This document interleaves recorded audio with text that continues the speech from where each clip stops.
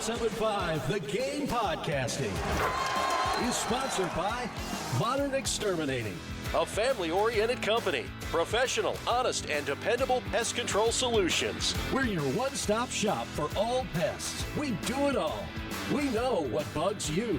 Visit us online at pestfreesc.com. That's pestfreesc.com. And now, live from Williams-Brice Stadium, it's the 2025 South Carolina Spring Game. 4th down and 8. Good protection initially. Sellers cranks it up, going towards Mazio Bennett in the end zone. Touchdown, Carolina. With Chris Miller. And from Gamecock Central, Chris Clark and Wes Mitchell. Sponsored by Game Day Men's Health. Get back in the game. Go to GameDayMen'sHealth/Columbia. On your home of the Gamecocks. At the 10. Hal at the 5. Breaks away again. And into the end zone. Touchdown, Carolina. 107.5 The Game.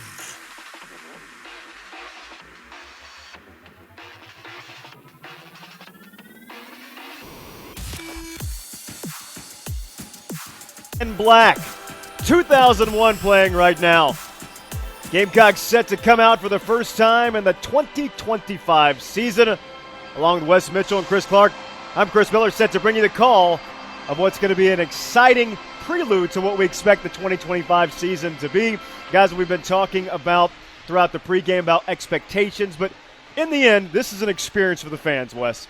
It is, and the fans have come out, Chris. This is a great crowd.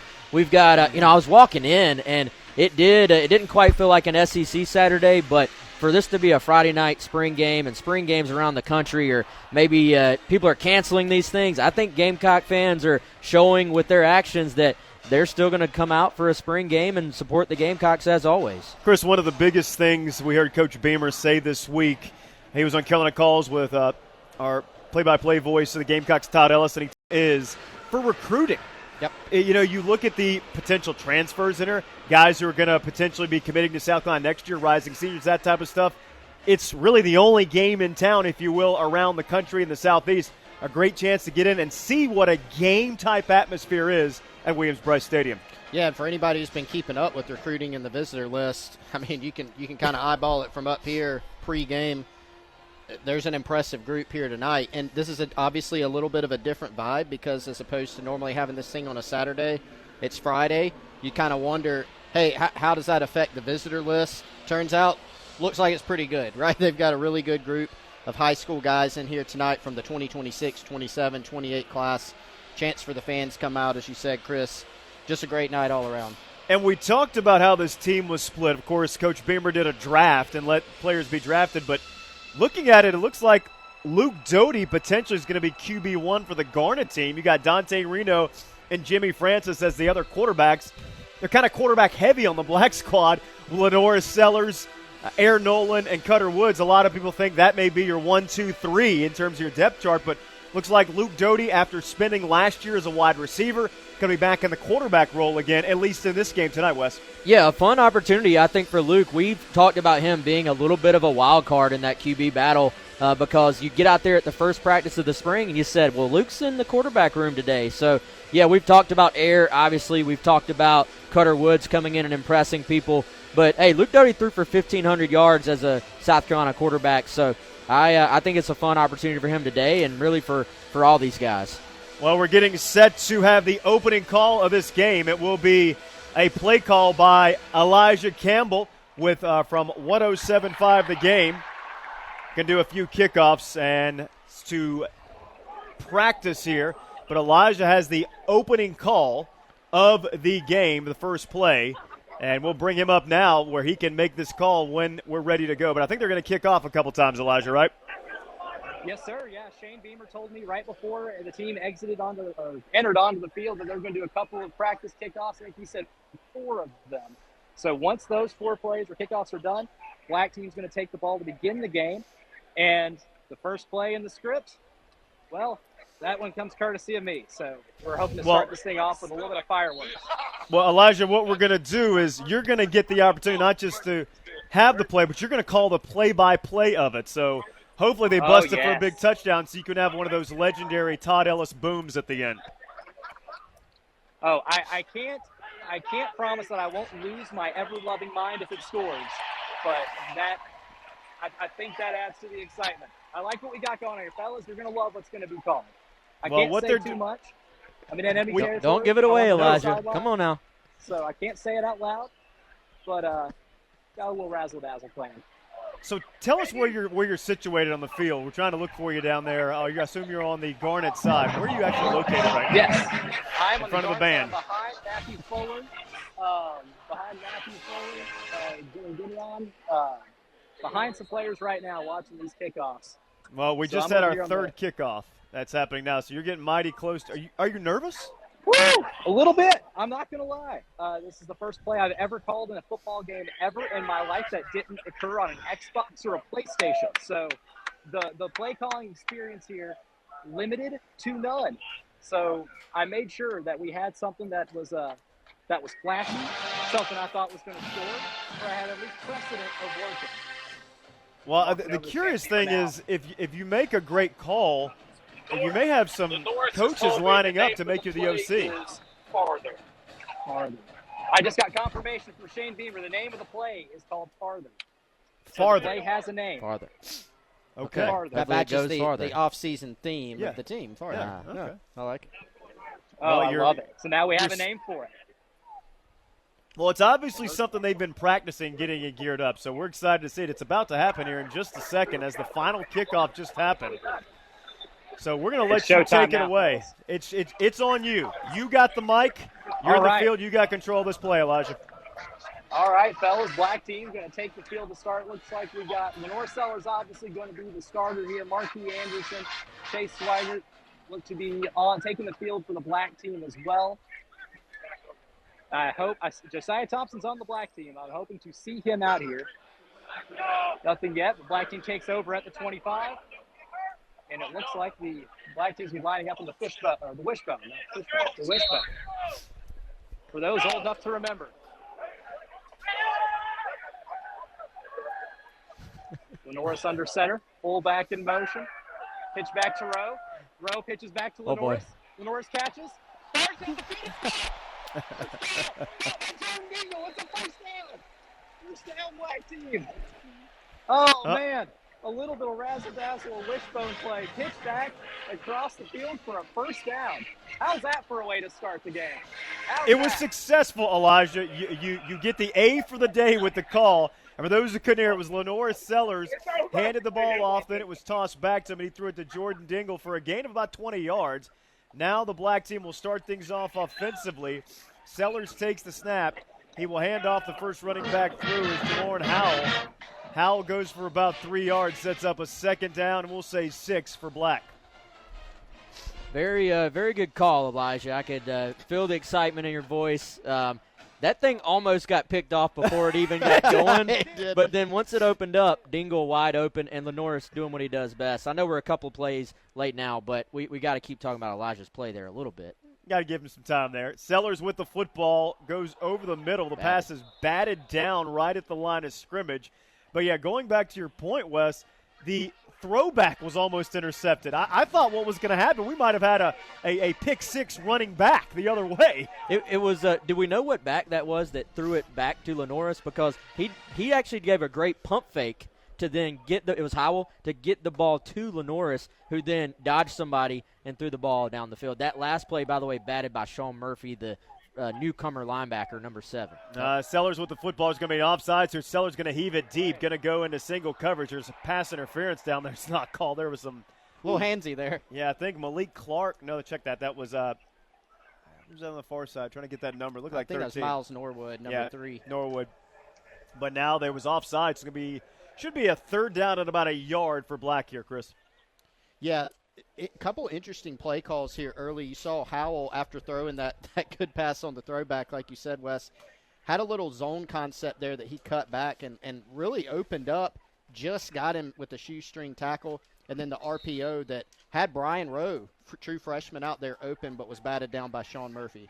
So Sellers comes set on third down and a yard. In a regular season situation, you can expect QB power here, but I don't think we're going to see QB power in a spring game with your Heisman Trophy candidate. Sellers claps his hands, takes it out. Oh, he is going to keep it. This is interesting. Sellers bounces it to the outside. He'll get the first down. Oh, but there's an argument. They may say he was brought down because the quarterback just have to touch him in these situations. Let me just say, guys, if this was a football Saturday in the fall, ain't no way 16 is getting stopped there. Let's see. Did they give him the first down? They did. Okay, but there was some argument. So. Did they, though? Because the ball was placed back at the 40. The sticks have moved, but the officials placed it back at the 40, guys. Yeah, DQ Smith. Now they did. Now they moved it. Okay, yeah. Gotcha. DQ Smith was lobbying there, guys, for the stop. I think they went with the simulated route, like you said, Wes, and they're like, yeah, 16 has that in the 16 game. is, yes. And we want to see some offense today, right? Sellers takes the snap. He'll fake the handoff, looks to throw. Here we go, razzle-dazzle, running down. No, they say he was sacked. Monkel Goodwine on the sack. Yeah, all you got to do is get a hand on him. And so that'll be a 7-yard loss, so sets up a 2nd and 17. Ball back at the 42-yard line. 9:55 to go in the first quarter. It's the opening drive for the black team. I don't know how you officiate this thing today, guys. Very, very difficult. Oh, no. Terrible snap. Goes over Lenoris' head. Lenoris runs back, picks it up, heaves it towards the sideline, so he's able to avoid disaster. I don't think Lenoris was ready there, guys. He was kind of looking back at his running back, Hal, and the ball was snapped over his head. We're already seeing what 16 can do for you, though. Even on the sack, he had already made a couple of guys miss before they actually blew it dead. And on that one, I'm going, hey, just fall on the ball. He picks it up on the bounce, rolls outside, and then throws the ball away to at least we're at 3rd and 18, but it was about to be 3rd and 40, I think. Yeah. Looks like transfer Rodney Newsome in there, Wes, at center as well. So 3 wide receiver, make it 4 wide out. Set trips near us for Lenoris. Sits back in the pocket. He's going to throw a screen out of the backfield. Faison makes the catch. Faison gets across the 35, check it to the 29. So sets up a 4th down at about 5 for Black. I already see the explosiveness of Faison on that, yes. Chris. Big kid, delivered a hit at the end of it, and this is our first look at number 1, the transfer from Utah State. 1,100 yards last season, and that's kind of an example, I think, a smart play call. That's what you want with Faison. Get him in space. Broke a ton of tackles last year. That's his game. No interest in a field goal here as Black will come out on a 4th down and 4. They need the 24-yard line to get the first. Ball is frozen on the 28. It'll be a shotgun. Faison sits to the right side of Sellers. Trips near us. 1 receiver to the top side. 8:48 to go in the first quarter. Sellers claps his hands. He wants the football. Takes it out. Looks to throw. Flags come flying out. I think they're going to get a false start against one of the linemen on the right side of the line. Jatavius Shivers, holding down the right tackle spot right now. I think maybe he moved. Looked like maybe a defender came across early, but I think prompted by Shivers there. A couple walk-ons, guys, in the starting lineup for Black on the offensive line. Chase Swigert and Mac Walters also in there getting an opportunity. Yeah, no Josiah Thompson so far, it looks like. We're still going for this, right, guys? 4th and 9. Yeah, 4th and 9. They're going to go for it here. No interest in bringing out the field goal unit, which... I mean, it's a spring game, right? Yeah, what? See what happens here. So it'll be shotgun formation for Sellers. Faison to his right in the backfield. He'll put a receiver in motion. Sellers takes the football, sits back in the pocket, rolling to his right. Running around. He dropped the football, but they say he was sacked. That Desmond Umeozulu, I believe. Trying to return. Yep, that's right. 9, yep. Instant pressure on that one, guys. So on that drive, I mean, the defensive line, the linebackers, I think you would accurately say kind of controlled the pace there. Lots of pressure on Sellers. The bad snap, of course. So a little bit of a spring game type opening drive there. Just kind of disjointed, I think, on offense.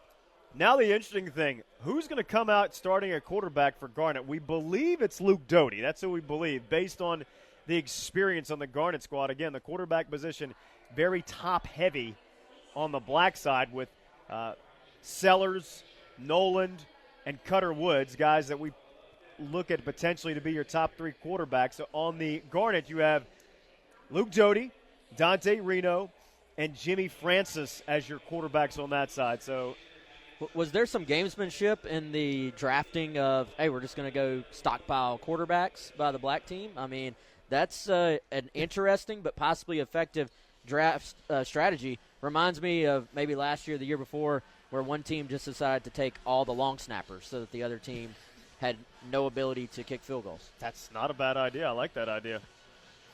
Guys, it does look like Luke Doty, if this is any indication, which I think it is, huddled here on the side. I think I spot number 9 in the green jersey. Yes, sir. And, Yep. And here he is. Yeah, because there's your other two quarterbacks, Reno and Francis. Francis is not even wearing his helmet. Reno's got his helmet on, but they're on the sideline. So Luke Doty going to get the start. The guy who started 3-4 seasons ago for South Carolina. Former Mr. Football in the state of South Carolina. Looks like we've got Oscar Attaway, as you would expect, in there at running back. I believe Malik Clark, the freshman, at wide receiver. Harbor's out there. Nick Harbor. One. He's got some speed on the field for Luke Doty, who comes set at quarterback. Doty, it's a handoff on the first play for Garnet. Runs its Attaway, gets it to the 46. Give him a gain of about 3.5. It'll be 2nd down and 6 for Garnet. And guess who? Fred J.R. Johnson. First play. Kind of moved out of the way of a pulling offensive lineman. Was able to get around, make a stop. Probably going to be calling number 0's name a lot if I had to guess. Sellers and Clark to the outside. That's Jaden Sellers, but they hand it again to Attaway, and Attaway goes backwards. Loss of a couple yards, and it'll be 3rd down and 8 for Garnet. Yeah, South Carolina once again trying to hit that kind of off-tackle play, but lots of initial penetration on that play, y'all. Harbor's going to go top side. Sellers in the slot. Clark out near us. Snap it out. Doty to throw the football. Luke sits back out of the backfield. Incomplete. Had a wide open Maurice Brown, the tight end. Could not hang on to it. Maurice Brown, not a guy you see drop passes when he has opportunities like that. Guys, a great read by Doty to go underneath out here on the perimeter. He had a first down if he caught it. A little bit of maybe extra room to run, too. It's exactly what you wanted. Had Maurice Brown out there right past the sticks, zone coverage. Great read. Great read. No score. 7:13 to go in the first. Mason Love on to punt for Garnet. It's going to be fair caught back at the 15-yard line. Is that Jared Brown? Punt return, I believe, 14? Yep, that's him. Nick Harbor was up first. If this means anything, there's 4 opening kickoffs to start this game before the first 11-on-11 actual team stuff. Nick Harbor was up first. Now the question is, are you seen enough of Sellers? You're going to go to Nolan now? I mean, give him one more drive, yeah, guys. I think one more drive? One more. Let's see. We're about to find out. I don't see a green jersey. Do you guys? There he is. Yep. Yeah, that is 6. Is that 11? That's 16. Right? Yes. Yeah, yes. okay. Sellers still in there. Yep, Sellers in at quarterback, his second drive. Could not convert a 4th down earlier. Takes the football. It's, again, a give to Faison, who goes forward second effort. Initially was not there, but he saw the hole open up to the outside, ended up getting 3 to 4 yards out of it. Sets up a 2nd down and 6. Yeah, it's just 2 plays, guys. We're already kind of seeing Faison's ability to kind of move the pile a little bit and deliver some physicality. Yeah, that's a 0-yard gain, and he's got 3. Well, speaking of a 0-yard gain turned into something, they did it again. The Gamecocks went tempo there and was able to get a couple of yards, but Faison was stopped the line of scrimmage. But saw a secondary hole. Now you're looking at a 3rd down and 4 for Black. 6.5 minutes to go in the first quarter. Yeah, we got a substitution there. Faison's helmet coming off. Jordan Howell now in. 3rd and 4. Sellers to throw the football. Open receiver. Catch is made right at the 1st down marker. That's going to be caught by Jordan Howell. Yeah, Howell. And he'll have enough for a Gamecock 1st down. Yeah, nice read there by Sellers. That ball's got to come out quick against the blitz. It's got Howell matched up on a linebacker, Colin Bryant.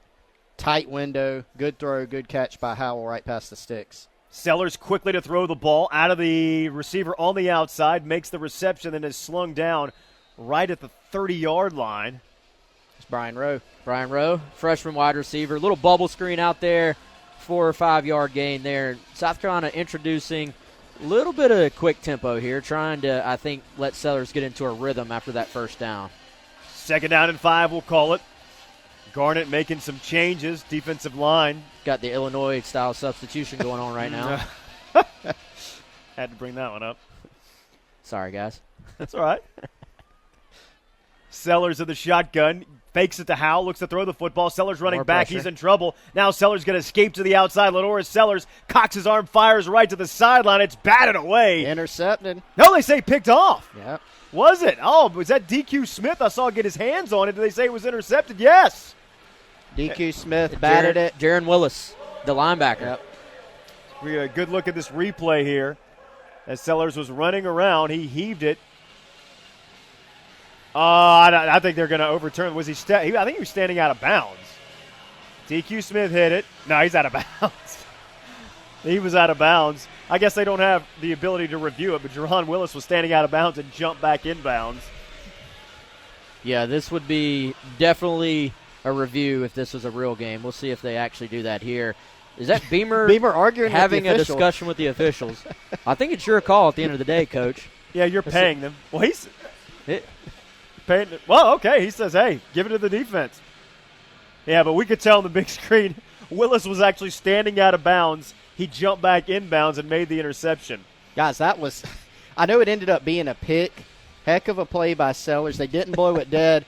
He eluded – Gabe Brownlow-Dendy came right up the middle, transfer from Texas A&M, former five-star. Sellers under pressure again, and then was able to create a little bit of space and fire one off. Just got tipped.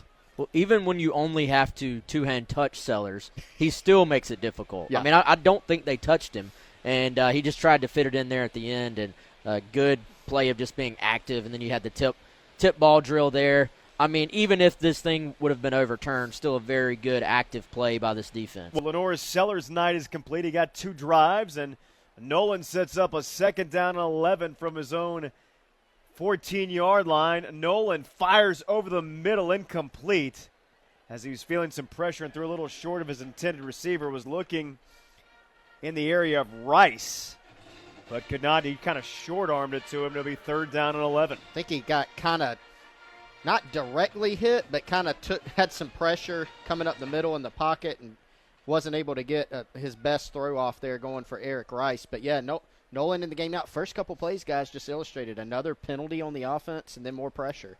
So Nolan on his first third down opportunity. The transfer from Ohio State University. 2 wide receivers to the top side, one nearest us, one running back with him in the backfield.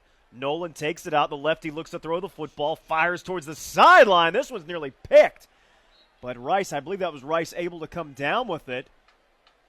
Number on that, yeah, in the direction of Rice, and Rice really had to wrestle it away from the defender there, Wes. Yeah, guys, Lenoris may be out of the game, but it looked like Dylan Stewart on the Garnet team not out of the game. Still out there wrecking shop, and a good play out there on the defensive side by Landon Kurtz to break on that ball and make a tackle. If we had gotten a missed tackle out there, maybe we could have got a first down, but no such luck for the offense. Fantastic punt. Going to be fair caught around the 35-yard line. That's where Garnet will take over. And again, just this battle back and forth. The two teams really fighting between about the 30 to 30. No one able to get much further than that. That'll be first and 10 for Garnet from their own 35-yard line. And it looks like it'll stay with Doty at the quarterback position.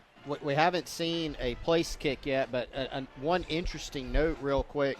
Peyton Argent with that really good punt that you just referenced, Chris. He and Mason Love, I mean, place kicking and punting, Spencer Lanning. We remember he did that back in the day for Steve Spurrier and did it quite well. It's not very common, but there is a legitimate possibility for this year. We'll have to see how it shakes out. Now, Spencer Lanning obviously went on to a multi-year career in the NFL as a punter, not as a kicker and punter, but nonetheless, very talented. We'll see what happens here with Doty on a first and 10 call from the 35. Doty fakes the handoff, sits back in the pocket. Now he's going to throw it out of the backfield. Attaway makes the catch, and then he's upended right after he crossed the line of scrimmage, coming through, making the stop. I believe that's Judge Collier. We're told he's wearing number 8, although on our roster he's number 20, but there's no 8 for black, so I think that's Collier who made the stop over there. Yeah, if it was Collier, great job again, flowing to the football, made a physical tackle on the perimeter, and a situation where Doty was looking to maybe take a more vertical shot.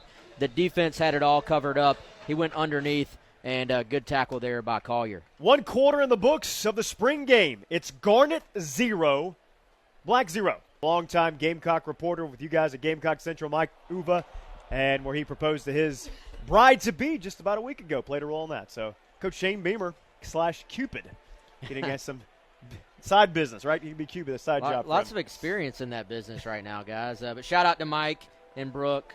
I think they're listening. They said they would be, so they better be. But, yeah, that was a cool moment. I think there was some emotion from Alyssa there, but a very unforgettable moment for them. By the way, our guy TKO Sam is here as well. Yeah, he is right in the end zone. He was at the baseball game. He was. He was at the baseball game waving the flag, helping lead them to victory, and now he has arrived here. And he is the only one in the student section in the cockpit, right? He's by himself. The band's over there, but that section is actually closed off. They've closed off really the upper bowl is completely closed off. Well, I say that on all except the home side. The home side, everything's open, the lower and upper bowl.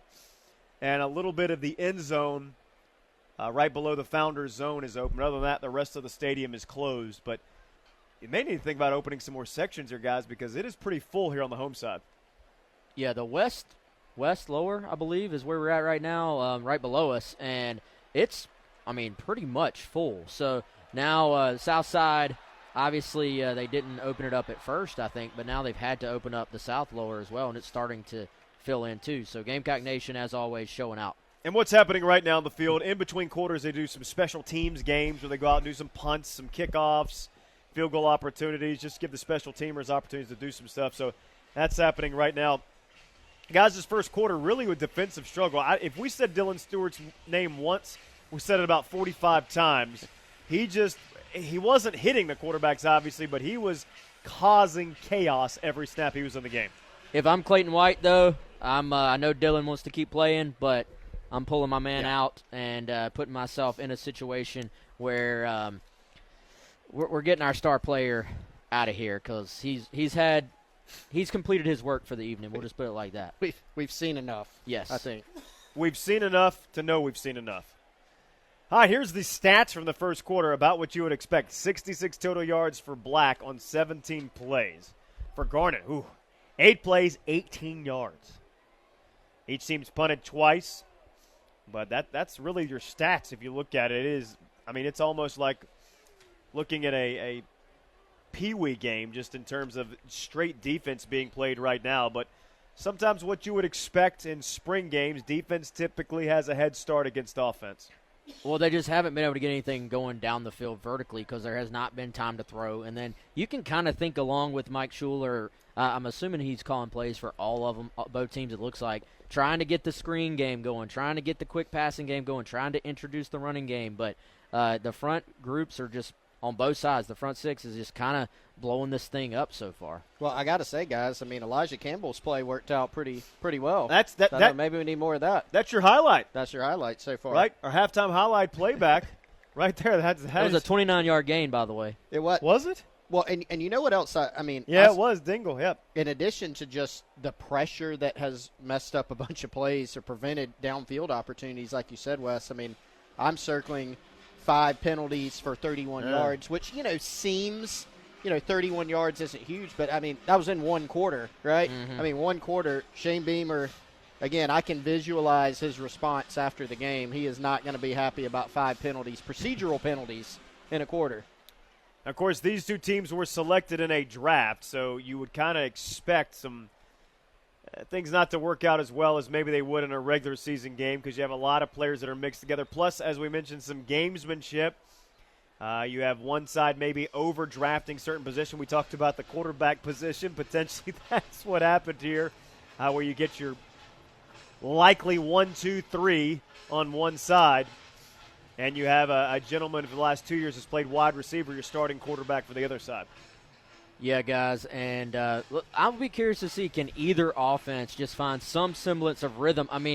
Really the first drive, and it kind of got blown up towards the end of it anyway, but the first drive was the only time that we really started to see either offense have a little bit of success, and they got to be able to open it up and get the ball kind of stretch out this defense a little bit down the field, but it's just hard to do that when there's so much pressure up front. Now here we go, 2nd down and 6 to start the second quarter. Garnet's got the ball at their own 38-yard line, 39, check it. 18 total yards of offense. Doty comes set, 2 wide receivers. He'll put 1 in motion. Running back set up to his right in the backfield. Doty claps his hands, takes the football. It's a handoff, stretching to the outside, nowhere. How about -3 on the carry? Coming through was Oscar Attaway, and he found absolutely nothing as he put the truck in reverse for a loss of 2. That was Josh Smith, the freshman out of Dutch Fork. Beautiful play. Looked exactly like he did in high school, stopping ball carriers at Dutch Fork for that really good defense for the Silver Foxes. Really good read. Stayed at home there. Makes the stop for another offensive loss. Yeah, the offense tried to get the ball to the outside in the running game there, and Josh Smith diagnosed it and attacked. Beautiful, physical, speedy play by him. Now here we go. Doty's got a 3rd down and 9 call from his own 35. Takes the snap, looks to throw it, pass is complete. Making the reception out of the backfield was Maurice Brown, who picks up a gain of 4, well shy of the first, but now a decision. We got to go for this, guys. 4th and 5. Got Tree Babalade, guys, who has spent some time working at guard this spring, playing right tackle. Left tackle being manned by Ja'Kai Moore, who's heading into year 7, actually, at South Carolina. Is it 7? Wes, remember, we covered his commitment ceremony Yes. back in the days, and that seemed like a long time He ago. pulled the okey doke on us where he had about 3 different shirts. We got a 4th and 5. Looks like we're going for it here, boys. 4th down and 5 from his own 41-yard line. Luke Doty in his 6th season with the Gamecocks. It's going to be 2nd down and 10. Black has the football at their own 9-yard line. Air Noland in at quarterback. His 2nd possession, takes it out, wants to throw the football. Noland sits back, passes a one-hopper that is incomplete, and it's going to be a 2nd down and 10. We've got a special treat for you now. You heard us earlier talk about an SEC champion that was crowned a couple days ago, but we have the head coach. Coach Anderson has made it all the way back so fast. Coach, congratulations. Thanks so much. I mean, you guys hightailed it back here. You're out on the field. Take us through what it was like to win the championship, come down to the 17th hole. You guys take it from the 7th-seeded Florida Gators. Pretty special day. We had a number 1 seed going into match play.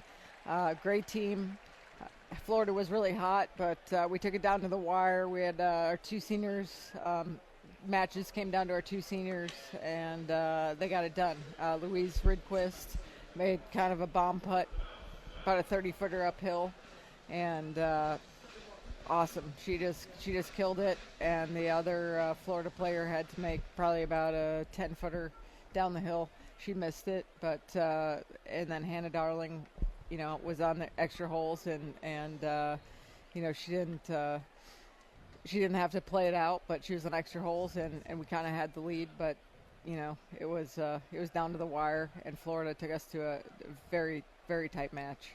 Coach, talk to us a little bit about your team. At what point was there an early point where you knew, hey, this could be a championship team, or was it something that kind of showed itself as the year went on?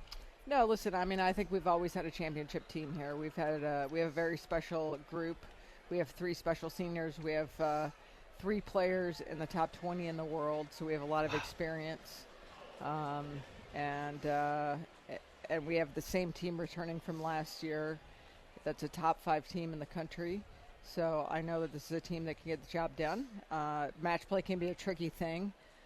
We have, we're very solid at stroke play, but the tides turn when you get to match play. You get, you essentially get, a one-day match, and it's a tough deal. But, we got the job done today and all week, and I'm really proud of the senior group, and they showed their true colors.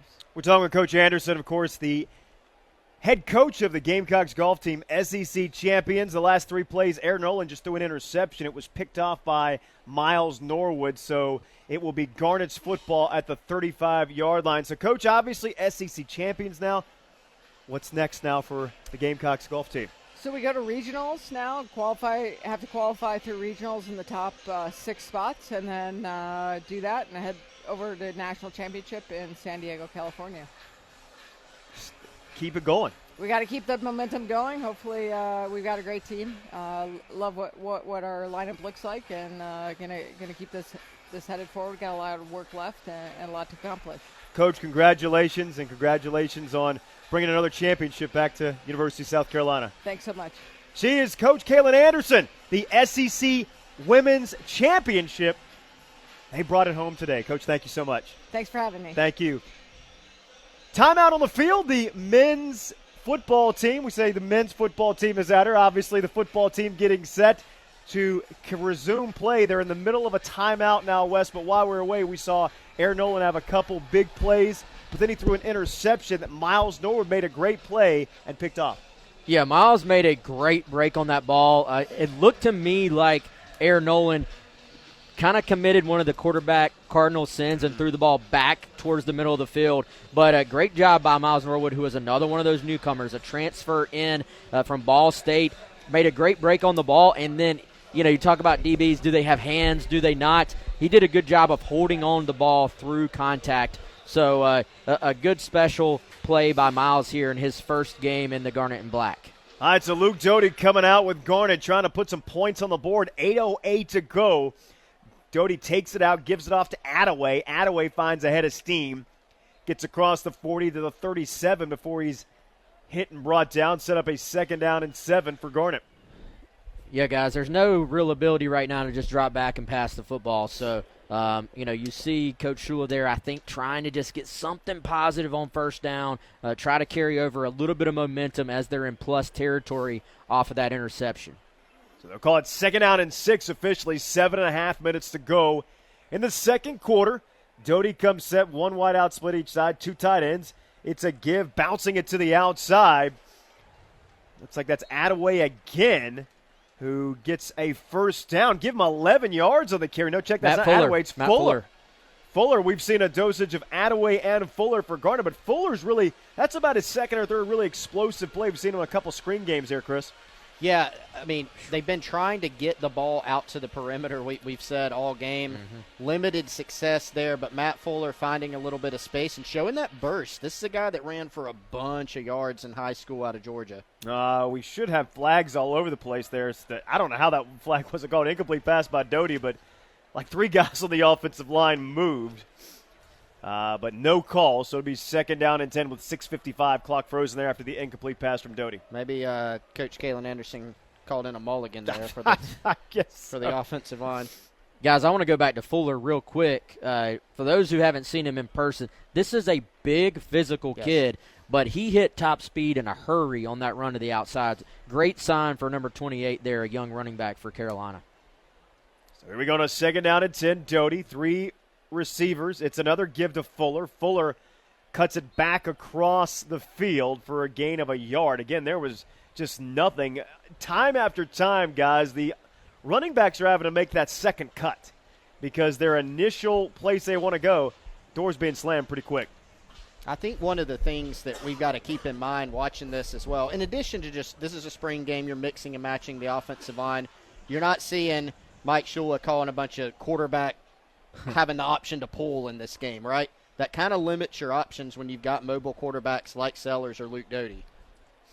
Doty completes a pass to Malik Clark, who makes his first reception of the game. Malik Clark, freshman out of Rock Hill High School, was originally Florida State commit, but then decommitted and decided to come play for Carolina. Good job there. That's a 3rd and long, off coverage from the defense. Malik settled in. Luke completed that ball just to give themselves a little bit better situation here on 4th down, guys, with a 4th and 4. But just an easy pitch and catch on a hitch route in front of the off coverage. So Black is going to take a timeout here on 4th down and 4 and talk about this. Going to go for it. Is Garnet trying to get the first points on the board, taking advantage of an Aaron Nolan interception. And, Wes, we were talking earlier, that was something where he threw across his body. That is a cardinal sin for a quarterback, a big no-no. Yeah, and looked like there was some pressure. I didn't see who it was, but looked like there was some pressure starting to close in on him. And I think he was just trying to get the ball out. That's the situation with the quarterbacks right now, trying to get the ball out quick. And just, again, a great play there by Norwood. Looks like we're going to have our first field goal attempt of the day here. We are going to attempt the field goal will be Mason Love. This will officially be a 36-yarder from the left hash. Love lines it up. Try to get first points on the board. Try to make it a 3-0 game, no rush. Love puts his foot into it. He's got the distance and the direction. Good, 3-0. Garnet gets on the board courtesy of a field goal. And first points of the contest. Despite being outgained so far substantially by Black, they get the field goal here. And guys, a nice hit by Mason Love, who has a big leg. You know, in high school, he broke his school record for field goal distance. I think 3 different times he broke his own record. Kyler Farrow out there, guys, as a long snapper, true freshman that South Carolina put on scholarship out of high school, was first up there as long snapper on that field goal. Well, I'm not sure what we're doing here. Coach Beamer has grabbed the mic. We know that. And the two teams have lined up, or the two sides have lined up almost to form about a... Chris, I think this is what we requested earlier today. A little pressure. We're having a field goal kickoff. Yes. And they've got both teams surrounding the kickers right now to try and build as much pressure as possible. So William Joyce going to be the first one to go. He'll be kicking a 40-yarder as he has his teammates all around him. Okay. The crowd is into this too. Joyce kicks it. He put it through. Good. So William Joyce from 40. I think we're going to do it again. Now Mason Love's going to line up. No, Mason Love's going to hold. Yep. So we're going to get kicking here. Argent's going to attempt this one. This one will also be a 40-yarder. And Love's going to be the holder. Good snap, good hold, plenty of distance. Oh, it hit the upright. Oh. No good at the left upright. Gave that one a good ride, just barely missed there, like you said. They're doing everything they can to create a pressure situation here because obviously these kickers do not have game experience, and South Carolina wants to create as much pressure as possible. Well, Mason Love's going to try a 40-yarder. Actually, this one will officially be about 41. Argent's going to hold it. Love has plenty of leg. Yeah, and this one's true. Guys, when Mason Love hits the ball, it's a little different. You know, like the sound, it comes off. He's got height on it. I mean, he's got a strong leg. Coach Beamer likes to remind us all the time there is no depth chart. We've heard that all spring. But Mason Love is going to be first on the depth chart somewhere. We don't know how many spots yet, but the guy is going to be on the field. Like we said earlier, that could be punter, kicker, holder, all the above. Kickoff specialist. He's going to be on the field in some way. Really sounds like Mason has had a fantastic spring. But of all the kickers, man, I know y'all can't see at home if you're listening, but his balls, think about the student section. Yeah. The ones he kicked are going like halfway up into the student section, and those were 40, 41-yard attempts. Well, the last one he kicked went over the net, and it was a 42-yarder. It went over the net. He almost hit our guy TKO Sam in the student section. And he's put in perspective, he's 14 rows up. So it's not like he's on the third row. All right, so here we go. 1st and 10 for Black. And at quarterback now, it's Cutter Woods, the talented freshman. Westside going deep. Got a man. Catch is going to be made and falling down to the 25-yard line. On the reception was Jacobs. Cutter Woods, welcome to Williams-Brice Stadium. That's a nice ball by Cutter Woods. And that's what he does. You know, in high school, put up video game numbers at Westside, won a state championship. And Vandrevius Jacobs has had a couple of really nice catches, including this one. He pulled the Delvon Campbell there with the slip at the end. Yes. Unfortunately, just lost his footing, but a beautiful ball and a really good job of Jacobs tracking that one in the air. And guys, some pass protection too. Yeah. Yes. And Woods did a great job. He kind of underthrew him a bit, but he was so wide open. So many times you see quarterbacks overthrow that ball. Mm-hmm. But he wanted to make sure his receiver could run under and catch it for the big gain. Biggest gain of the night. Woods takes it. Woods to throw. Catch is made right at the 20, running forward to about the 16-yard line was Jordan Dingle. First time we've seen him since the Elijah play at the beginning of the game. Guys, that looked very similar to a play Carolina had success with all last year, where it's either an RPO or a play-action fake, and then just a little quick throw into the flat. We saw it with Joshua Simon all last year. That one, of course, to Jordan Dingle. It's going to be negated. There's a flag on the play. So back him up 5 yards from the line of scrimmage. That negates the completion from Woods to Dingle. Jordan Dingle actually completing the Josh Simon impression, too, with a broken tackle there and getting some extra yardage, but unfortunately wiped out by that penalty.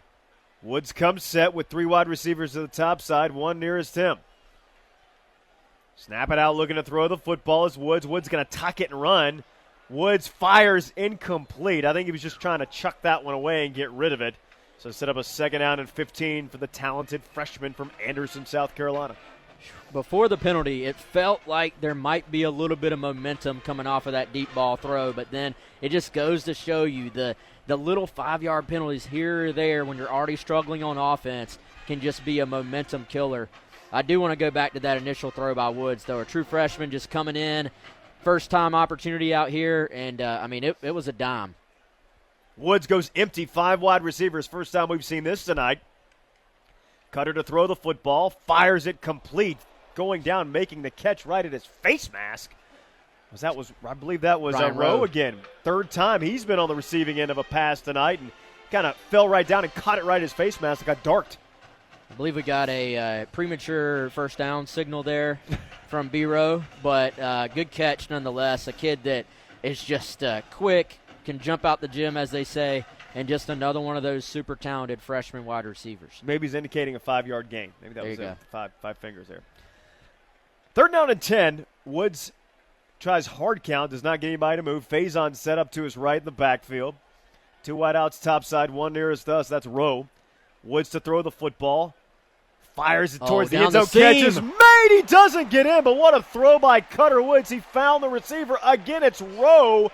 Rowe was in the slot, and Woods hit him on the back shoulder. Defense didn't have a clue it was coming.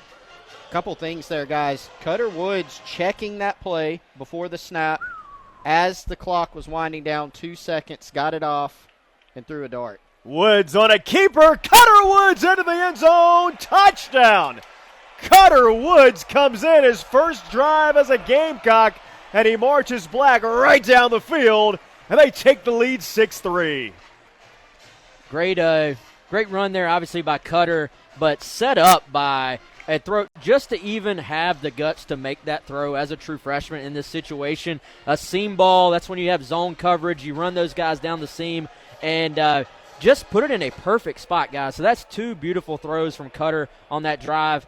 And Chris Clark, you start to see why we've been hearing a little bit of buzz about number 15 ever since he arrived on this campus. Yeah, he just does. I mean, obviously he has physical gifts. He's a big kid, put up great numbers in high school. We saw the arm early, but he has all the intangibles that you look for. He checks all the boxes, has kind of a little bit of an it factor. And if you talk to people who have interacted with Cutter, if you've ever interacted with Cutter, you can tell he's just got, something about him.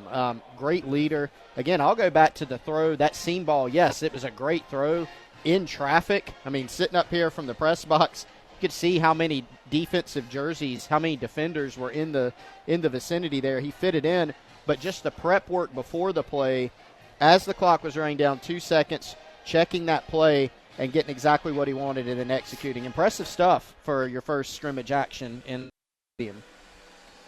Cutter Woods out of Westside High School nearly won back-to-back state championships, had his heart broken. South Florence, who scored with just seconds remaining in the 4A state championship last year. He would have done back-to-back. Of course, his heart was broken by Jaden Sellers, his new teammate. They both had huge games in that state championship They did game. have huge games. Just battling each other back and forth. Now 1st and 10 for Garnet from the 25-yard line. Doty still in at quarterback, takes the snap. He'll throw it out of the backfield. Reception is made, nearly falling down, but now fighting through some traffic for a gain of 13. And I believe that was the aforementioned Jaden Sellers on the reception. So he says, hey. Right on time. Right. Hey, we're going to go tit for tat just like we did in Orangeburg a few months ago. Yeah, no doubt, guys. That was a nice run after the catch from Jaden. We haven't seen a ton of that just because there's just not been a lot of room from this defense. But good job by Luke getting the ball out there quick to the perimeter, and then Jaden showing what he can do with the ball in his hands. A gain of 14. It'll be 1st and 10 from the 39. Doty takes it out. It's a handoff right up the middle, finds a seam, spinning his way across the 45. Carry there, trying to get the number who that was. That was I can't find him either, Chris. I'd lost who it was. It was a nice hard run, though. We'll give him that. Let's try to give somebody some credit. No, that's Gidron 7. It wasn't 7. Looked like an opportunity for an even bigger run there. Nice run, but the defense closed it down at the second level. I think that was Attaway. It was Attaway. Oscar Attaway. Yeah, I saw the 7. I was thinking that. I was complete to Sellers. Sellers' second catch in the last 3 plays, and it'll be a 3rd down and a yard. Now, they may say he got the 1st down. The far side officials pointing to move the sticks.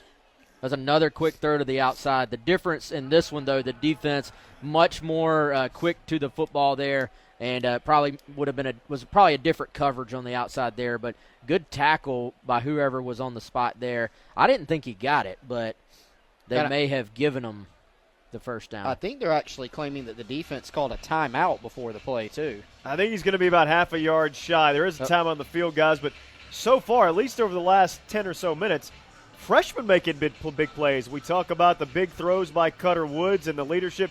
Now Jaden Sellers, I believe he's got 4 catches now in the night already. So the freshman shining early on in this spring game. Well, I like what I've seen from Jaden Sellers. I mean, Wes, remember we saw this guy in camp, and then we saw him play in high school. And the thing that really stands out about Jaden Sellers, he's a lot smaller than his brother. Plays a different position, of course. Lenora Sellers is a huge quarterback, frankly. Sellers a smaller wide receiver, but he plays a lot bigger than his size. He can go up and get the ball. We saw in that previous play, he can catch the football in traffic. Brian Rowe, another guy who coming out of high school, hey, is he big enough to play? So far, so good, right? Even as a true freshman, very quick, like Wes said, can jump out of the gym. Been impressed with his athleticism, too. Watching Sellers throughout his prep career reminded me a lot of Steve Smith. That guy is a very physical receiver. Doesn't look like much on the football field when you see him, but when he gets in the game, he's physical and much, as you said, much bigger than he shows, and just so quick when the ball gets in his hands. Guys, some smaller guys take it personally that people say they're too small, and I think just the body language of a Jaden Sellers and a Brian Rowe, they play football like they have something to prove every time. And you saw those guys running physical after the catch. You saw Rowe make the catch in traffic and get hit, hold on to the ball. And sometimes that's a good thing. I like guys that play with an edge. I like guys that play with something to prove. And Sellers also just has the Sellers gene to him, the it factor. They're just unassuming, not a big talker off the field, but put a football out there, put him on the field, and he's going to make something happen. And he's also got that chip on his shoulder. Oh, you're Lenoris' little brother. That's something he had to live with his whole life. So he's out to prove, hey, I'm my own man, and he's showing that so far tonight. As Sellers up to 4 catches now, trying to help the Garnet get back on top. 1:57 to go. So a 2-minute drill here for Luke Doty. Ball's in midfield on a 3rd down and a yard. Attaway behind Doty in the backfield. Doty holds up his hand. He'll put a receiver in motion. Now a timeout by Garnet.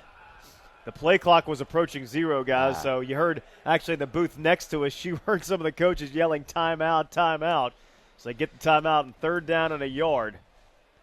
I kind of hope they run that same play again. I was really intrigued to watch that unfold. They had, I think it was Maurice Brown the second, I believe, in the backfield, kind of as an offset fullback in the shotgun with Oscar Attaway in the pistol. I assume probably some kind of inside run. It does look like we'll get it on this next play. We had a little bit of a condensed formation, too. They motioned into a little different motion here, maybe. There's still one receiver split out wide. Doty comes set. It's a handoff running up the middle. Got the 1st down. Just got under the tackle. Diving forward to move the sticks was Howell. Maurice Brown the second is a really, Shane Beamer's talked about this before. really willing, tough blocker, especially coming across the formation or lead blocking. Good play call, I think, to get him out there in front. 2 tight ends set for Doty. 2 receivers out in the formation. Looking at Brown. Now Doty's going to take off and run. Doty's going to be tagged around the 47-yard line, give a gain of 3. The clock becoming a factor now. Garnet does have 2 timeouts in their pocket, but we're at 1:15 to go in the first half. David Busey coming up on the tackle there. And the play before, they did get the first down, but still a big physical tackle by what looked like freshman A.J. Holloway at linebacker. Doty with the 3 wide receivers set to throw the football. Doty going to be sacked. Coming through and wreaking havoc on that was Gear. That's the second time tonight, guys, we've seen him blow a play up in the backfield. If this was a game, Luke Doty would have taken a bad hit to his back. That's a great sign, I think. Not that we put a ton of stock in a spring game, but that battle opposite of Dylan Stewart. We know Brian Thomas Jr. is in the mix there, but JT Gear, someone that came in as a transfer from Syracuse a couple of years ago with really high expectations. Good to see him making some plays tonight. Earned a starting spot in last year's opener against Old Dominion. 25 seconds remaining in the half. Doty to throw the football. Now, I believe, was there a timeout call? Yeah, a timeout was called previously by the defense. So 23 seconds left. 3rd down and 15, guys. Defenders did not look quite comfortable on that, maybe. So I think that's why you maybe had the timeout. 3rd and 15, as you said. 23 seconds left. You're at a point on the field right around midfield where you'd like to try to do something offensively, but the down and distance, obviously, with the pass protection issues, is not in your favor right now. Well, and that's the thing on that previous play, guys, that got blown up by JT Gear. The protection, every other, spot on the field was actually pretty good. The defense sent a blitz. Notice Troy Ball in there at right guard on the right side did a great job of stoning a defender who was coming on a twist and on a blitz there. They were able to shut that down, but a one-on-one victory for JT Gear that kind of just wrecked the entire play. So 3rd down and 15 after the timeout. Garnet's got the ball at their own 45-yard line. They need to get the 40 of Black to get a first, but more importantly, 23 seconds on the game clock. Doty to throw it. Here comes pressure. Another screen. Doty rolls to his right, looking down the field. Doty points out to the defender. Now he's going to tuck and run. Doty gets out of bounds at the first down marker. They're going to say, yes, he got enough. 15 yards and a first down for Garnet, and there's 14 seconds left on the clock. What do you do here, guys? You got 3rd and 15. You got you got a first down, but you got 14 seconds left. Got the ball on the 40. Got 2 timeouts. Take a shot here? Yeah, you're going to keep at least firing away. You know what? If I'm Shane Beamer and I want to put my kickers in some more pressure situations, I maybe am okay with the end of half field goal situation here too. But, let's see what they can do. The timeouts obviously help you a lot. Now, this might be Mason Love field goal range already. Yeah. And he's on Garnet, so he's on Garnet, so he could kick it. Now a timeout. Ooh, that's a tough timeout for Garnet to take because you only had 2 left. Now you're down to just 1, and you start talking about the situation. You'd want to use that for the field goal. Now you get tackled in play, you have to use that final timeout. Yeah, 14 seconds. You have the 1 play, but like you said, if you're tackled in bounds, you have to burn the timeout there, and then you maybe have to go ahead and kick it, or you have to be very, very specific about what you would allow your quarterback to do, either throwing the ball, depending on where you are on the field, into the end zone or out there on the perimeter to where they can get out of bounds. But certainly you've put yourself in a little bit more precarious situation than you would be if you still had the 2. Yeah, this changes your thinking a little bit. Now, you do have Luke Doty out there, a heady, experienced guy. Mike Shule, you're probably trusting him here to make that right decision. Hey, don't force the ball. Don't, take a sack. Don't do anything unnecessary. You're right on the edge of field goal range, arguably, at the 40. You need to stay there. Yeah, I'm waiting on them to dial up another running back screen at some point that's been successful tonight. We haven't seen it a ton lately. Doty back in the pocket. Doty airs it towards the sideline, makes the reception at the 18-yard line, and he got his feet in. Yes, they say he stepped out of the 16. You got 7 seconds, got an opportunity to take a shot in the end zone. Beautiful job by Doty, just seeing the corner route over there, rolled to his right a little bit. Didn't look like he got his feet set, but made a good throw, and you get to save the timeout. Yeah, trying to see who made the reception there. Oh, yeah. Maurice Brown. Brown was there, the tight end. He dropped a couple earlier tonight, but this time makes a big catch. You got 7 seconds, so you got to be a little quick here. Can't be a slow developing play. From the 16, Doty goes shotgun, hard count, nearly got the defense to jump. Play clock's at 3. You got to snap it now. 2, it's at 1. He just gets it off. Doty to throw the football. Doty fires towards the end Back zone. shoulder. Catch is made right at the goal line. Did he get in? He did. Yes! Touchdown! Touchdown in the corner of the end zone. Was that Sellers? They lost the replay there. I believe that was Jaden Sellers making the touchdown catch right in the corner, right at the pylon. As time expired, Wes. Beautiful back shoulder throw from Luke Doty, and then just a beautiful adjustment to the football. What was that, Sellers, or is that Malik Clark? I think it's Malik May have been Clark. Clark. 13, Malik Clark, and a guy that it is Malik Clark, and just made that sort of, you see the great receivers, they have body control where the ball is in the air. He turned, contorted his body, caught the football, kept his feet in bounds, and he was able to score, which, of course, when you're talking about an end-of-half situation, is just as big of a key as anything else I just said. Guys, another freshman. Cutter Woods, Jalen Sellers, now Malik Clark. 3 guys that are going to be the future of this program, all making big plays in the first half. That lead us to a 10-7 halftime lead by Garnet as Clark gets a touchdown catch to end the first half. Take a break, come back with a halftime show. Terry Ford's got it for you. You're listening to the Spring Game on 107.5 The Game. Second half getting underway here at Williams-Brice Stadium. Garnet had the ball. They went a quick 3 and outs. Dante Reno was in at quarterback, and they actually did a halfback pass to start off the drive as Oscar Attaway heaved it downfield. Nearly was intercepted. Chris Miller along with Chris Clark, Wes Mitchell. Guys, second half now. Obviously, we're seeing Dante Reno, the second quarterback in for Garnet. Expect to see more Cutter Woods for Black, who had a great ending to the first half. I got to say, I'm excited to see some more of Cutter. He came in, sometimes a young player gets in this situation and they freeze a little bit. No signs of that at all from Cutter. He's been letting the ball go. And like Chris said earlier, he even changed the play on that long throw that set up the touchdown for his team. So impressed with Cutter so far. Speaking of impressive, what a punt by Mason Love. He punted it from his own 20. It rolled down to the 5. Kai Kroger-esque. You're not kidding. Woods takes it, looks to throw the football. A dart right into the hands of his receiver. I believe that was Rowe again, right at the 24-yard line. Wow. That's the 5th catch for Rowe in this game. He smoked it in there. The ball just comes out of Cutter's hands tight, you would say. Rowe. Impressive. I'm struggling to decipher Rowe and Vandrevius Jacobs. Yeah, I was 18 and 19. just talking to Kevin Miller from Gamecock Central about that. Another deep ball. I'm doing the same with Clark and Sellers for Garnet because they both have the jersey pulled up. It all bunches together, but a deep pass attempted to Eric Rice was incomplete. Sets up a 2nd down and 10. Hey, Cutter is one of those guys, some quarterbacks are looking for the underneath ball. Cutter is the opposite. He's looking for the deep ball, it seems like, about every time. And I mean that in a good way. He's an aggressive player so far, and you're seeing that even as a true freshman. Well, you look, he played in high school for Coach Brian Lane. Brian Lane's an air raid guy who, anytime you read the air raid, your first play is always throw deep. Wood sits back in the pocket, tries to throw it to his halfback coming out of the backfield.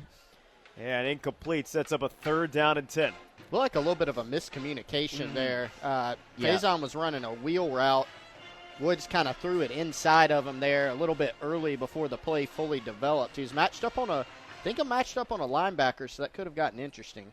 Yeah, first time we've seen Cutter and the receiver there just be a little bit just not on the same page. 3rd and long here, Chris. 3rd down and 10, officially trips near us. 1 tight end, 1 running back. Howell's in the game. They'll put Rowe in motion. Woods going shotgun, takes it, hands it off. Howell finds a big head of steam. Howell spins his way forward, close to the 1st down.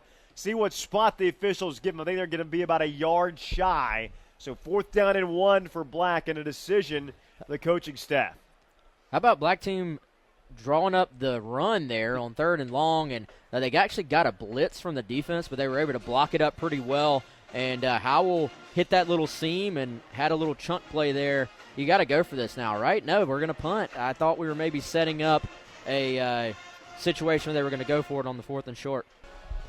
Feels like we're in the middle of a rave as the lights are going crazy here as we get set for the 4th quarter. Chris Miller along with Wes Mitchell and Chris Clark.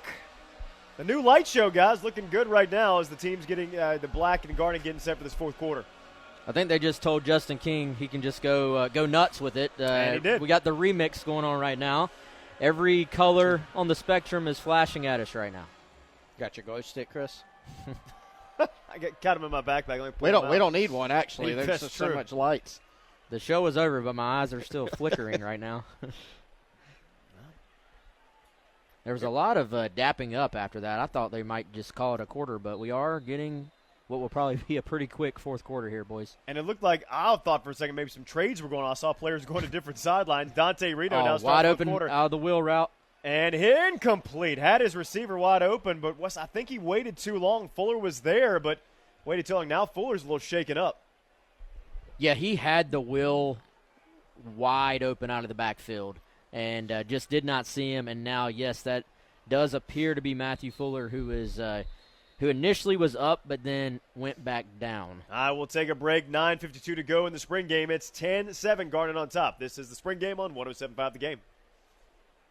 It's the 2025 South Carolina Spring Game on your home of the Gamecocks. 107.5 The Game. Are you planning on remodeling the inside of your home soon? What about upgrading the backyard with a patio, fire pit, or pool? Maybe not remodeling, but moving to a new home or building a home. Don't forget to add integrated media to your list of to-do items. From installing internet lines to in-ceiling speakers in your home office or kitchen remodel to installing outdoor speakers and a waterproof TV around your new backyard setup, Integrated Media has you covered. When moving from one home to another, the guys can even take down your existing TVs, package them up to transport safely to your new home, and reinstall them. That's one less thing for you to worry about.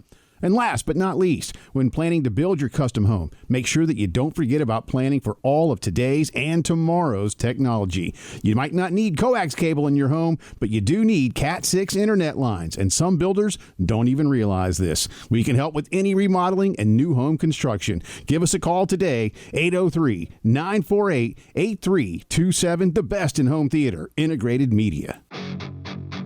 It's the 2025 South Carolina Spring Game with Chris Miller and from Gamecock Central, Chris Clark and Wes Mitchell. Sponsored by Game Day Men's Health. Get back in the game. Go to GameDayMen'sHealth.com/Columbia. On your home of the Gamecocks, 107.5 The Game. All right, it's Chris Squared and Wes back here with you for the last 9:50 or 47 of this game. Aaron Nolan back in the game for Black, and he kind of tosses it out. Jordan Dingle makes the reception for a gain of 8 yards. So Black trying to scramble down for a potential game-winning drive as we approach 9.5 minutes to go. Nolan once again pressure in his face on that one, had to get it out. Dingle has made some nice catches underneath in addition to his catch on the Elijah play that started the day. Nolan sits back in the pocket. Nolan to throw it behind his intended receiver. It will set up a 3rd down and 2. And you look at statistically, despite trailing this game, Black is almost double the yardage that Garnet has. 35 plays for 206 yards compared to 32 for 121. It's just that one big drive. Really the pass play that Cutter Woods hit to ignite that drive. That's the difference in this game right now. The last drive where they went down and scored, Malik Clark, for Garnet did, right before the end of the half, where Doty hit Malik Clark in the end zone. That's the difference in this football game. Dingle has definitely looked the part, like you said, Wes. I mean, he's been pretty impressive. Woods has been impressive. Let's see if Nolan can get something going on this drive. Mm-hmm. No. Yeah, that was a 3rd and short. They tried to just run it for the 1st down. Several guys in on the play. Willis had none of it. He was back. He basically took the handoff. Yeah, Willis has been very active these last couple drives, coming off the edge, kind of a stand-up edge. Super quick, super disruptive. And guys, a guy that is playing for a chance to play a lot more this year, and this might be the fourth quarter and a running clock and a spring game with walk-ons on the field, but 14 really looks like somebody that wants to play a lot more this year. There's the punt. Going to be, muffed. Oh, there's a scramble for it. Oh, my goodness, the long snapper almost got there and took it away. Give credit to Cole Rasmussen. Got down there. He almost scooped it up after the muff. That was a William Joyce punt. And guys, we just got a fresh stat sheet delivered to us.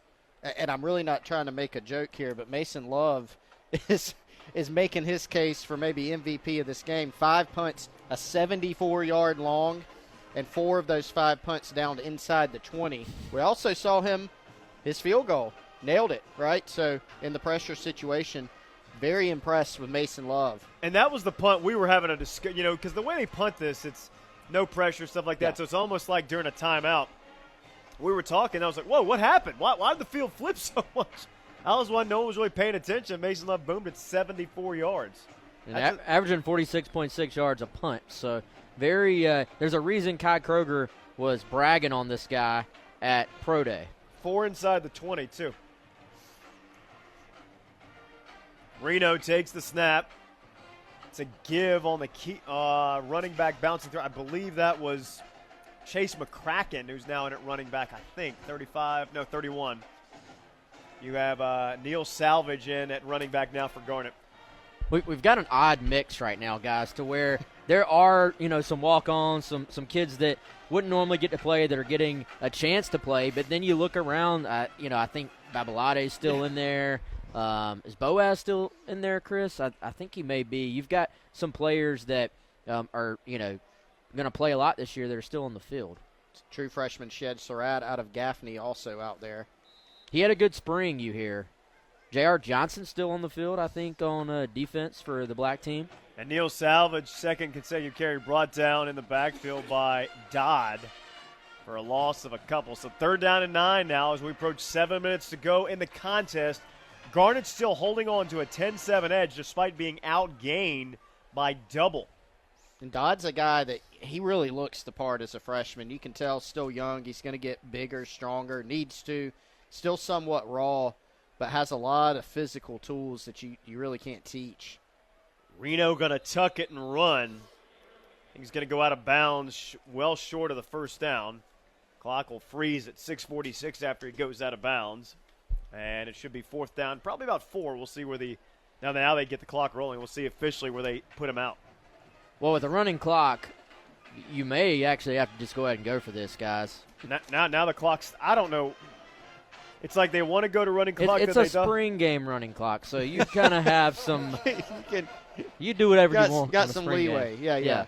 Got some, just like the false starts that they're kind of picking and choosing if they call them. It's a Shane Beamer clock, guys. That's what it is. He decides when to run it and when to not run it. Is this our guy Mason Love again? Yeah, we're going to get another Mason Love punt. All right, we'll see what this is from his own 23. A little more of a line drive, but this one's going to be fair caught right at the 27.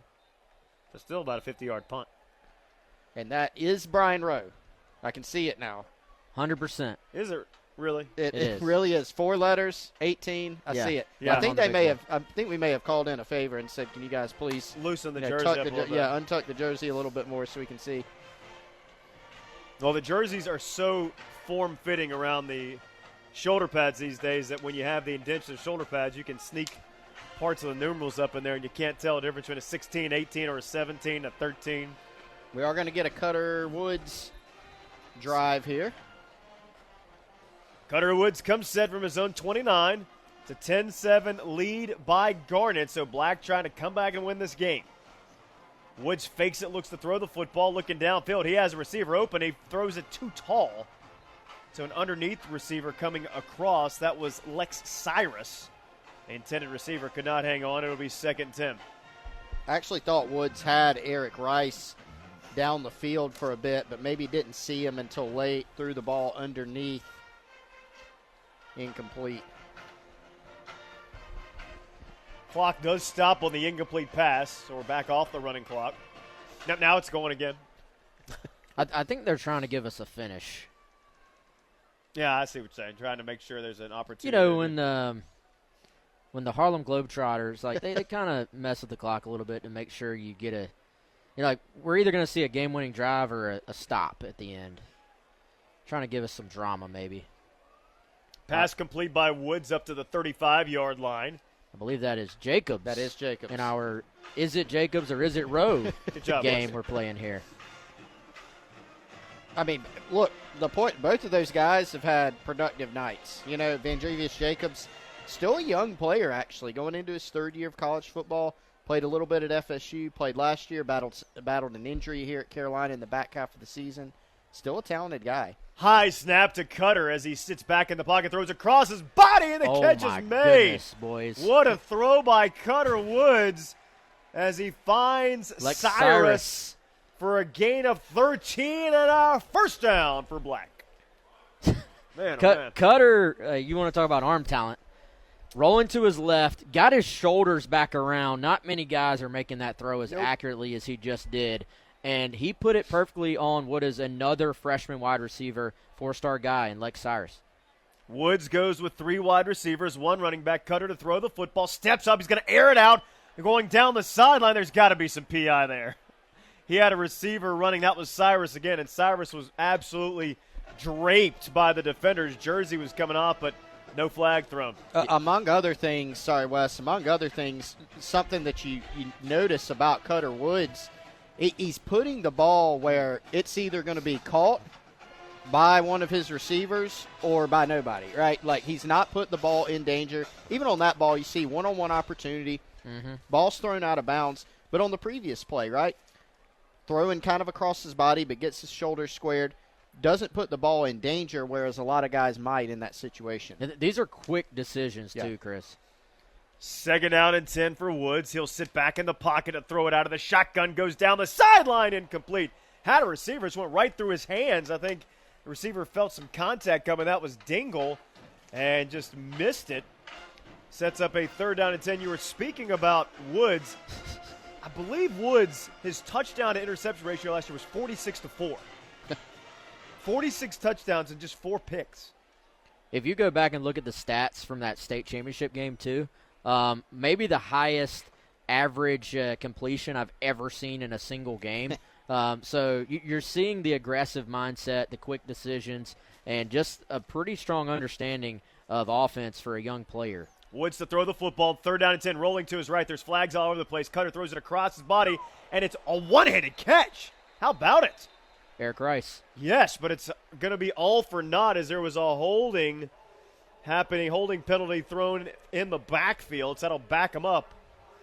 So he'll replay, negate the first down. Plus now you're 3rd and 20 with 3:22 on the clock, down 10-7. Another throw on the run from Woods. Yeah, a little high, but gave his receiver a chance there. Still a ball that, I don't think that's really in the danger zone.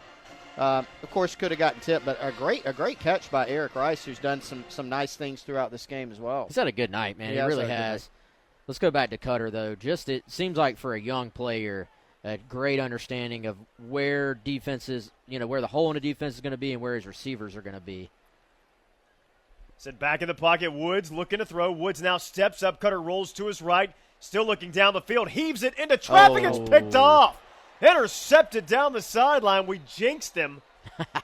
I was just about to give his updated stats. He was 43 TDs and 3 picks all of last year. I was said 44 and 4, but 43 and 3. But this one's intercepted. Is that a Buddy Mack sighting? Yeah, Buddy Mack with the pick. Transfer from Pitt.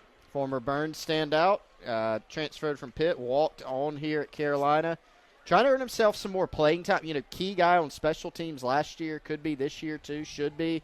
Trying to earn himself some more PT at safety. And, I was kind of worried about that, jinxing Cutter, talking about him taking such good care of the ball. Great pocket awareness there. Great step up. Just not the best decision there to throw that football. So, for all the good, you got to remember, true freshman, first, in-stadium scrimmage opportunity, just makes a mistake there. Let me also add, it was 3rd and long. Yeah. And you're trying to go win the game. You're down. So, down distance game situation, if you were going to try to fit it in somewhere and try to make a big play, I think it's more forgivable than if it's first down in the first quarter and it's a 0-0 game. Well, Wes, I want to go back to that state championship game, which he lost. 11 of 19 for 421 yards. I've never heard anything like it. 11. I mean, I'm not that good on Xbox when I play it on, like, rookie mode, right? 11 completions, 421 yards. It's like an average of 40 yards a completion. And 6 touchdowns. He had 11 completions, 6 of them were TDs. Yeah. Yeah, those games are so fun Insane. to watch. So it's now 2nd down and 9 for Dante Reno and the Garnet trying to squeeze the life out of this clock and walk off with a win. Reno gives it off. It's going to be salvage again for this time a gain of 2. Clock's at 1:54, and I believe there's going to be a timeout to try to conserve that clock. All right, what I was trying to say earlier is if you're Shane Beamer, I think you want as many of these kind of little 2-minute drill situations. For the Garnet team right now, you're in that end-of-game situation where you're trying to run the clock out. You're trying to get that first down and end the game with the ball in your hands. If you're the defense, you're trying to get the ball back to your offense. And then if they can get the ball back to Cutter Woods or Aaron Nolan, you're obviously saying, all right, can you drive down? We saw a drive at the end of the half. Yeah. Can you drive down at the end of the game and win the thing? And timeout on the field, so that means we transition to Club Willie B. As always. I mean, this is the thing. This is what's happening at college stadiums all across the country, and South Carolina's second to none. The experience is like nothing else.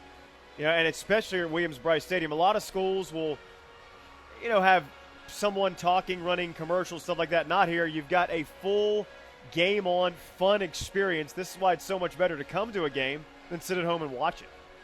I always think it's fascinating to see, like, for example, when Mississippi State fans come in and come to a place they haven't been for a while, and you see the reaction to the atmosphere on social media and just the amount of respect that Williams-Brice Stadium gets around the SEC from opposing fans. It's not just your fans talking about it. It's the opponents coming in. I always think that says a lot about the atmosphere, both from the fans but also Justin King, his team, and the job they do putting together the light show, the music, and everything that goes along with it. So now after the timeout, it'll be 3rd down and 5 as Black took a timeout. Well, we believe they took a timeout. They didn't take it off the clock. I don't know if this was a Shane Beamer timeout. Just to try to, as you said, try to get a game-ending drive. I think, we got a Jimmy Francis sighting. We do. Jimmy Francis in the game at quarterback. Big number 25. Francis comes set, his first snap of the evening. It is a give to salvage. Inside zone. For a gain of 3. So now 4th down and 2. Another timeout by Black. This will be a 30-second timeout to possibly go for it here to try to. You get a first down here, it's ball game. Again, unless coach overrules on the timeout situation. But you could, in theory, run the clock out if you get a first down here. So these are two teams that have been drafted. So I think if Coach Beamer intervenes too much, there's going to be a ticked-off other team. So I really think if there's a first down here, lights out, right? Pretty close to it. I'm still keep looking at the scoreboard. They have not taken any of the timeouts off. They've been doing that previously, so I'm just saying. We think there's one timeout left by Black, right? Yeah, that's what in theory should be. In theory. Maybe, but maybe it's spring game math. Yeah, maybe like Mario Brothers, you get a 1-up or something, get an extra timeout if you do something right. Now Garnet's got to burn one. Didn't like the look. Yeah, play clock was down to basically nothing, so I had to burn one there. 4th and 2, they're going to go for it. Garnet is Wheezy's team. Mm-hmm. Is that right? Derek Moore, the coach of the Black team. The video they put out on draft day showed Wheezy saying, run the ball. So you're 1 yard away here, running the ball from icing this thing. Well, you know who's been standing beside Wheezy the entire game is Sean Elliott. I think he probably is going to vote to run the ball as well. Yeah, guys, if I don't think we're going to get an Elijah play here. It's going to be something inside the box. No, they're going to punt, I think. Look at this. They got a punt return. They're going to punt the ball. Mason Love's going to punt it. Wonder if that was Coach Beamer getting in. Oh, there's a penalty. Yep. There was a 5-yard penalty. That's why I missed that. I think it was a delay of game. The delay of game got called. The timeout was too late. They didn't announce it, so that's maybe it was an intentional delay of game. Yes. Black has the situation here. Yep. So Love's going to punt it out of bounds. So another one inside the 20.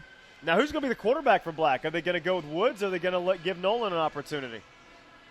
Man, that was just, I mean, even right there, look, I know, not a live punt because you've only got, as you said earlier, Chris, you've got the snapper, holder, and returner out there. It's not a live return. It's low pressure. But Love right there, what's your job there? Put it not only inside the 20, but deep inside the 20.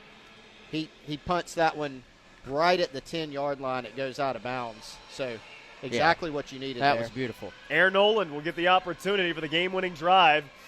The Ohio State transfer kind of surprised some people. A guy who had an opportunity probably to start at some Power 5 schools around the country, but chose to come here to be Lenore Sellers' backup. Now he finds himself in a competition with Cutter Woods for that job. Nolan set to throw the football, immediately airs it for a gain of 6, make it 7 yards.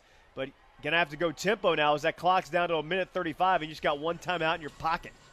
Warp speed here. I do like the good, quick decision to get a positive play on first down. Put a man in motion. $1:28 to go as Nolan comes set. 2 wide receivers near us, one to the top side. Nolan to throw the football. Sits back in the pocket, airs it out, and the running back has nothing going.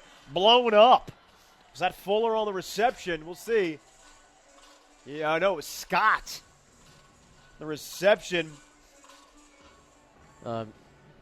Jamian Risher, by the way, I think on the tackle, a guy that South Carolina likes a lot, actually, is kind of a linebacker who came in here initially as a walk-on. 3rd and 3, Nolan. Oh, what a great one-handed reception by Rice. He just used his go-go gadget arms and went up and got that and brought it down for a gain of 13 and a first down. Eric Rice has shown some things. You pointed it out earlier, Wes. He's had a good night. One-handed catch earlier. That time grabbing a ball that he had not secured initially, was able to pull it in. Very impressive catch over the middle there. Sticky hands. Yeah, Nolan into traffic, incomplete. Who's he going for? Was that Dingle? No, that's not Dingle. That's one of the either Rowe or Jacobs. Yeah, you're right. It's 18 or 16. Figure it out here in a second. Trying to get a look here. Guys, whoever it was is slow getting up, too, so I don't want to get it wrong. Oh, it's 19. That's kidding. Jacobs. Yeah. Vendravius Jacobs, the transfer from Florida State last year. And he's going to be helped off. So you got 2nd and 10 with 39 seconds, guys. Got one timeout. A field goal would tie it. Yeah, you got to get something down the field here. What you got to avoid is what you had on the 2nd down play, where you've got a short pass to the running back in the flat. You don't get out of bounds. The clock stays running. You're going to have to get something down the field, kind of like what you had with the play over the middle to Eric Rice. And in terms of your field goal, you have either Peyton Argent or William Joyce. They're not your biggest foot kickers, obviously, Mason Love. He's on Garnet, so he's not going to change jerseys and come out and kick for Black if need be to tie it. Nolan comes set on a 2nd and 10 from his own 32. Air Nolan back in the pocket, steps up, heaves it, and it's nearly intercepted in and out of the hands. Had the interception and couldn't hang on. Was DeMarcus Leach. That would have ended it. True freshman out of Abbeville. Played high school quarterback, played safety, has been playing corner here for Torian Gray as a true freshman. Fits that mold, long, lean guy. Whew. He's going to want that one back. That would have been a game ender for sure. They're just dropping back. It looked like into quarters, dropping everybody deep, trying to keep everything in front of them. And Nolan tried to fit it in there and really honestly should have been picked. 34 seconds left in this one on a 3rd and 10 from their own 32-yard line. Nolan set to throw it. Just a 5-man rush. Nolan rolls to his right now. Fires over the middle, incomplete. Had a receiver streaking across his face. Could not hit him. Would have been a gain of 14. Probably would have gotten out of bounds, too, but just an inaccurate throw from Nolan as he was rolling to his left. Yeah, 4th and 10 here. So unless we get some more spring game math, it comes down to this play. True freshman Anthony Addison out of Sumter causing some problems there. Forced Nolan to go outside of the pocket. So, yeah, do-or-die situation here. 28 seconds left, 4th down. I'm looking for Eric Rice if it's me. That would probably be a good decision. Nolan in the gun. Again, 3 wide receivers. He'll put Rice in motion. Rice will line up in the slot on the left side. Now flag comes penalty. in. Not a delay game. The clock had not run out yet. I think everybody's looking around like, what was the call here? Shane Beamer does not look happy. No, not a happy camper.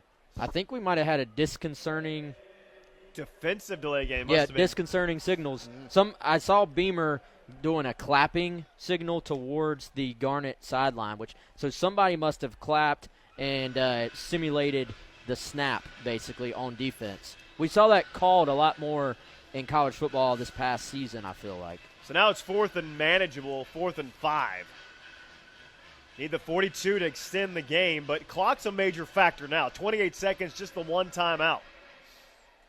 You probably got about 25 yards before you're in comfortable field goal range. Nolan sits back to throw it.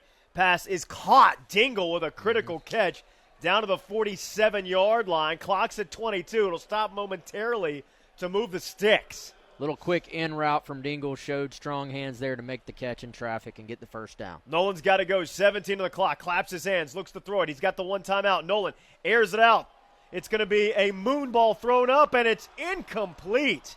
Just popped it up in the air, and it was a jump ball. Rice was over there, but he couldn't grab it in double coverage. Yeah, I mean, just threw that one up. Double coverage. Again, to your point earlier, Wes, yes, this is a later game situation where you gotta take some risks there, but you also got to keep in mind that was first down.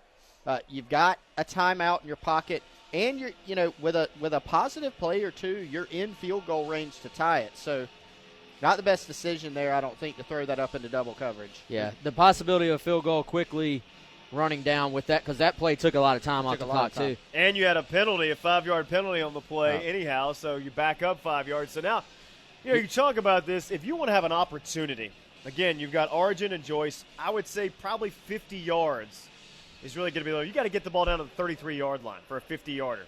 And in 8 seconds. That's 27 yards, boys. Yeah. You're almost in. Can you just set this thing up for a better Hail Mary? Yep.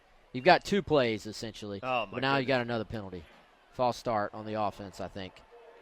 Guys, I would like to revise my statement earlier about Shane Beamer's comments about the penalties after this game. I will update it. I think he's going to be even angrier. He's writing right now, by the way. Yeah. He's making a note. Yep. He's checking going to be it twice. He's going to be reading off that thing in the press conference. His pen probably has no ink left. He's been writing all night. How deep into the presser does it go before the word penalty is said by Shane Beamer? Probably about 6 words. Yeah. 25 seconds. I mean, you're right. I think you run a 10-yard out, try to get out of bounds, and throw a Hail Mary. Yep. Nolan set to go. Clock's already down to 7 seconds. Aaron Nolan's running for his life. Throws it. Get out of bounds. Catch is made, and 2 on the clock. He gets out of bounds. Did they give him set? They're spinning. They said the game's wound over. The clock. That's it. Garnet defeats Black 10-7 in the 2025 spring game. Oh, I got the Gatorade bath and all. For the winning team, Garnet takes the victory. Spring game's in the books. Garnet takes it 10-7. You've been listening to Gamecock Spring Game on 107.5 The Game.